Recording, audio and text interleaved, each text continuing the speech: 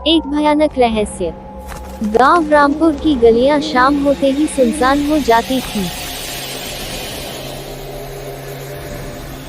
गांव के लोगों ने मान लिया था कि जब सूरज ढलता है तो अंधेरा सिर्फ रात्रि का नहीं होता, बल्कि एक पुरानी काली सच्चाई का भी होता है। उस सच्चाई से हर कोई डरता था, वह सच्चाई जो 20 साल पहले शुरू हुई थी। कहानी की शुरुआत होती है एक पुराने हवादार हवेली से, जिसे अब सभी खून की हवेली के नाम से जानते थे। उस हवेली में गांव के सबसे अमीर आदमी ठाकुर प्रताप सिंह रहते थे। प्रताप सिंह का स्वभाव अत्याचारी था। उन्होंने न जाने कितने लोगों पर जुल्म ढाए थे, खासकर उनके परिवार ने। हवेली की दीवारों के अंदर एक भयानक घटना घटी, जिसने उस दिन से गांव का चेहरा बदल दिया था। 20 साल पहले प्रताप सिंह का इकलौता बेटा वीरेंद्र बेहद बेरहम और घमंडी था। गांव के लोग उससे डरते थे। एक दिन वीरेंद्र ने एक गरीब लड़की सीमा को हवेली में खींचकर ले गया। सीमा के माता पिता रोते रहे, चिल्लाते रहे, लेकिन किसी की हिम्मत नहीं हुई कि प्रताप सिंह के खिलाफ जाए। सीमा की चीखें हवेली की ऊंची दीवारों के भीतर दब गईं। उस रात सीमा की हत्या कर दी गई और उसे हवेली के पिछवाड़े में दफना दिया गया। उसके बाद से गांव में अजीब घटनाएं घटने लगी। रात को हवेली के पास से गुजरने वाले लोग अजीब आवाजें सुनते, जैसे किसी की करुण चीखें गूंज रही हों। गांव में कई बार हवेली के आसपास लोगों को किसी का साया दिखाई दिया, लेकिन कोई भी उसके पास जाने की हिम्मत नहीं कर पाता। वर्तमान 20 साल बाद गांव में एक नया परिवार आया। रमेश और उसकी पत्नी सविता अपने बच्चों के साथ गांव में बसने के लिए आए थे। उन्होंने गांव के पास ही एक नया मकान लिया और वहीं रहने लगे। एक दिन रमेश के बेटे अजय ने अपने दोस्तों के साथ हवेली के पास जाने का साहस किया। गांव के बड़े बुजुर्गों ने उन्हें वहां जाने से मना किया, पर वे नहीं माने। जब अजय और उसके दोस्त हवेली के अंदर घुसे तो वहां का वातावरण बेहद ठंडा और भयावह था। दीवारों पर खून के धब्बे साफ दिखाई दे रहे थे और हवेली की हवा में एक अजीब सी गंध थी। अचानक एक दरवाजा अपने आप खुल गया और एक पुरानी महिला की परछाई दिखी। उसके बाल उलझे हुए थे और उसके हाथ में एक पुराना लाल कपड़ा था, जैसे वह किसी की तलाश में हो। उसकी आंखें चमक रही थीं और उसकी तरफ देखते ही अजय और उसके दोस्तों का दिल दहल गया। वे भागने लगे, लेकिन हवेली का मुख्य दरवाजा बंद हो चुका था। खौफनाक रात। हवेली के अंदर अजय और उसके दोस्तों ने खुद को फंसा हुआ पाया।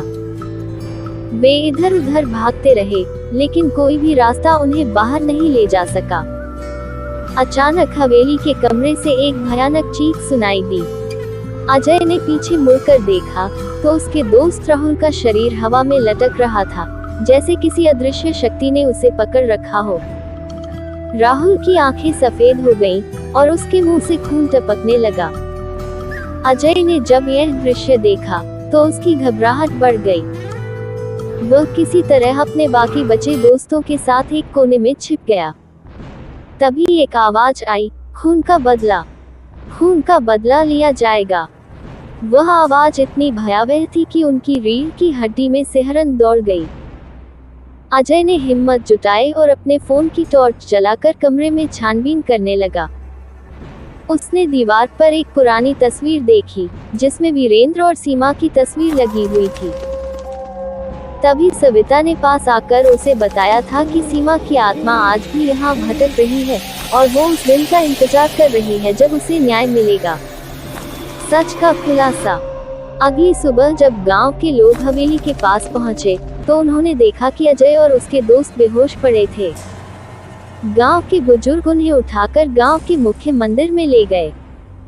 वहां अजय ने अपनी आंखें खोली और सारी घटना बताई। उसने बताया कि हवेली में जो आवाजें आई थी वो सीमा की आत्मा की थी, जो अब बदला लेने के लिए वापस आ चुकी थी। गांव के बुजुर्गों ने कहा कि जब तक प्रताप सिंह का खून बहा नहीं, तब तक सीमा की आत्मा शांत नहीं होगी। बदले की रात। उस रात गांव के लोग इकट्ठे हुए और एक बड़ा हवन किया गया।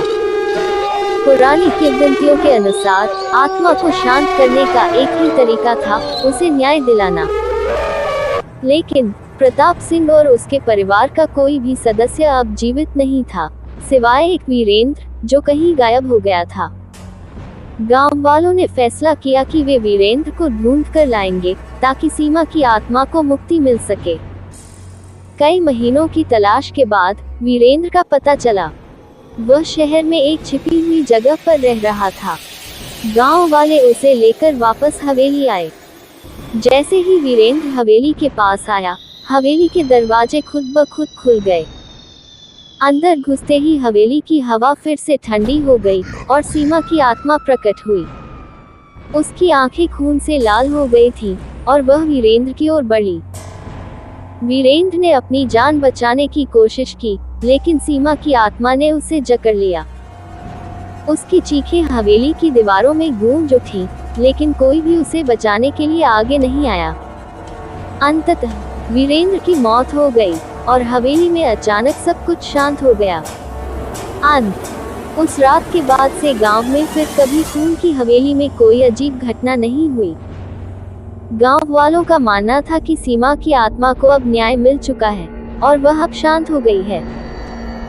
लेकिन हवेली के दरवाजे पर अभी भी कुछ खून के धब्बे दिखाई देते हैं, जो ये संकेत देते हैं कि भले ही आत्मा को न्याय मिल गया हो, पर उसका दर्द हमेशा के लिए हवेली की दीवारों में कैद हो गया है।